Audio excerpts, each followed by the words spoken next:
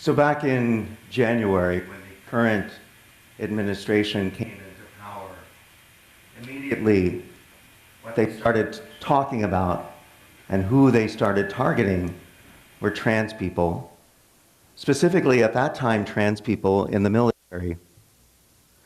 Now,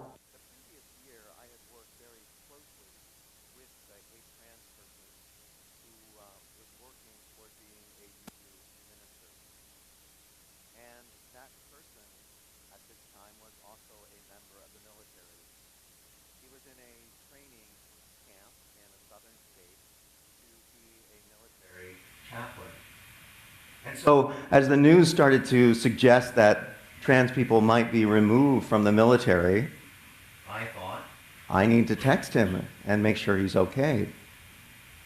But as I started to text him, I stopped myself. What was it safe to put in writing? Who might see his phone? I mean, I've heard rumors that the military is not always that organized. Maybe they'd forgotten he was trans. It had been a few years since he transitioned. Finally, I had to be okay with simply saying, "How are you?" So I did.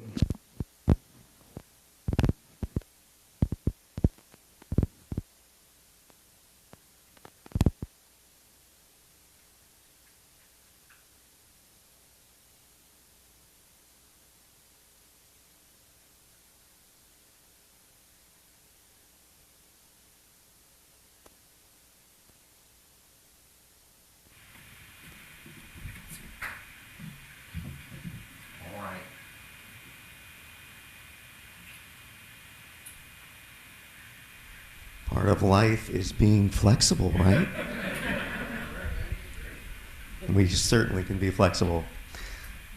So I started to text him, and I stopped myself because I wasn't sure what it was safe to say. I had to be okay with simply saying, "How are you?" To which he responded, "What's going on? We don't get much news here." To which I said, "Well, some things are happening." To which he said, "Oh, I get it. Okay." What I realized was we were talking in code. Fortunately, we knew what we were talking about, and we were able to have the conversation that was needed. And also, fortunately, we had UUs in that area who were able to help him. And I can tell you that he is now in a safe situation. But we weren't sure at the time whether it would be safe or not. This is a morning of microphones. So, with that knowledge that my country as I knew it suddenly felt different,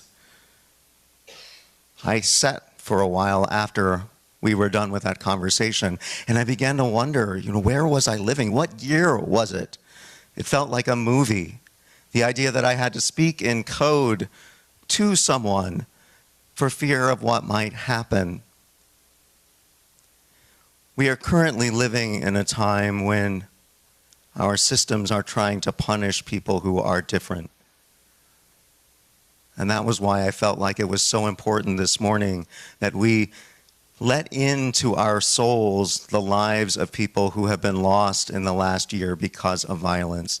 Trans people who have been lost because of violence. It's important that we remember these are real people we're talking about. When we hear all of this stuff on the news, you think sometimes that these aren't real people. What I feel like I've heard the past several months is that if you're looking for a villain behind all of the problems in this country, it's one of two people. It's either the immigrants or the trans people. And we know what that kind of rhetoric leads to. So this morning was particularly important that we spend the time that we did in the way that we did. And I have a complicated relationship with Trans Day of Remembrance.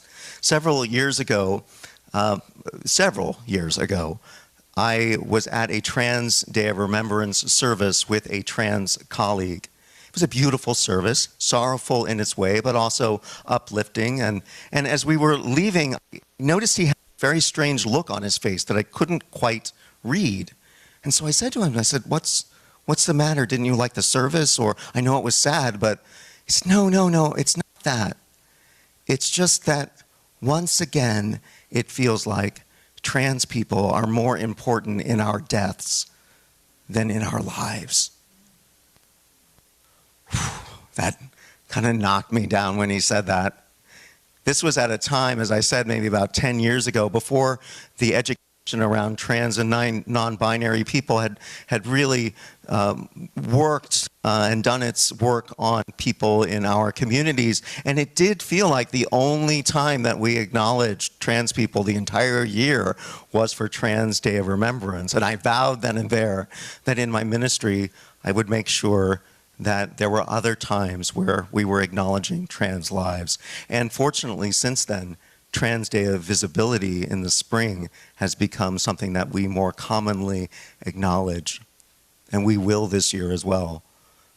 But I felt like, particularly because of everything going on, it was necessary this morning that we spend some time in this particular space. But you know, it's a good space to be in, because it's not just about equality, though that's important. It's not just about justice, though that's important. It's not just about safety, because that's important. It's also because we are gathered in this space as Unitarian Universalists. We are here because we are probing the larger questions of existence, the questions of why are we here? How do we make meaning of our lives? What is it all about?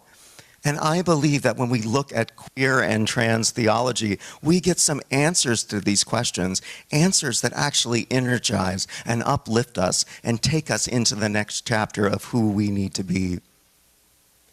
There's a feminist theologian named Virginia Ramey Mollenkott, and she says that transgender and non-binary people are not just people to be accepted or tolerated or any of that stuff, but they are people who are full reflections of the diversity of the divine. So let's unpack this a little bit, because I know we have theists in the room, and we have atheists in the room, we have agnostics in the room, and so on. So how do we make this work for everybody here? Well, the point is that she's saying that people who are trans are reflective of God's own diversity, or, if that doesn't work for you, of creation's own diversity. That in a trans person, we see the possibilities that a human being can have beyond just the boxes that we socially put them in. And this is a lesson for all of us, right?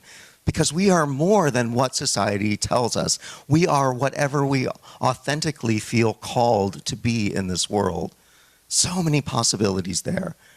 So I love this idea that gender diversity is not outside of some design of nature. It is not only part of nature, part of God, if you will, it is revealing the diversity of all creation itself. What a beautiful thing. What a wonderful lesson that we can take into our lives, however we identify. There's another theologian named Justin Sabia-Tanis, and he works from a place called process theology, which some of you may be familiar with. Process theology is a theological idea that says if God or the divine or any force like that exists, it's not a puppeteer up above pulling strings, but it's actually something that's moving with us, walking beside us in our lives, that it feels our joy and our sorrow along with us. So whether that's something that's simply an internal mechanism within ourselves, or whether you believe it to be divinity outside yourself, it doesn't really matter. We have space here for all of those beliefs. But the idea is that we co-create with creation or nature or divinity or whatever you want to call it. We are constantly co-creating. And people who are trans are people who are trailblazers in co-creating. They are creating life as they feel it, experience it, and know it within themselves. They become models for how we can exist in our world, being true to who we are at our core, being flexible, and being willing to be transformed in our lives. Sean Parker Dennison is a UU who talks about trans lives revealing creation's full beauty. Transness isn't a challenge to creation. It's a window into its possibilities. All about possibilities. And that is a lesson for all of us today. All the lives that we saw on the screen, all these roses that are in bloom here, beautiful colors and variations, no one the same. We too are full of possibilities in this way. And that is something we need to remember. We need to remember that these lives, we can feel sorrowful because they're gone, and we can do the work we need to do to make sure that they are protected going forward. But we can also appreciate their boldness and their beauty and their uniqueness in every way. And that's what I wish for us this morning. I wish, as we move out of this space in a little bit, that we are holding on to the celebration of these lives, the beauty they bring to our world, knowing that there are trans lives certainly right within our community that we celebrate and welcome and nurture and love. And let us hope to build a world where no one ever has to speak in code about their identity, about their authentic self. A world that's safe enough and open enough and enough to include everyone, no matter how they identify. A world where everyone has the right to flourish. When we are part of a world like that, then we all benefit by the immeasurable possibilities that are brought into existence.